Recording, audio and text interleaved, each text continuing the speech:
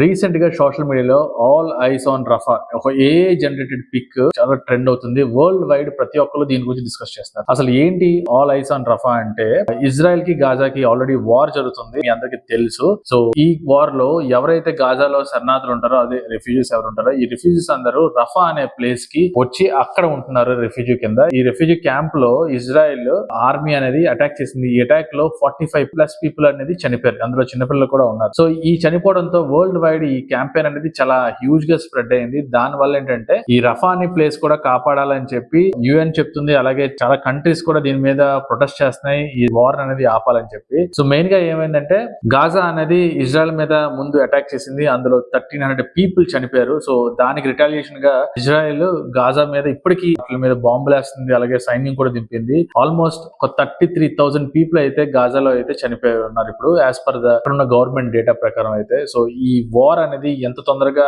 End అవుద్ది అనేది అందరూ చూస్తున్నారు. సో లెట్స్ ఆల్ హోప్ ఈ వార్ అనేది ఎండ్ అయిపోవాలని కోరుకుంటున్నాం. Thank you.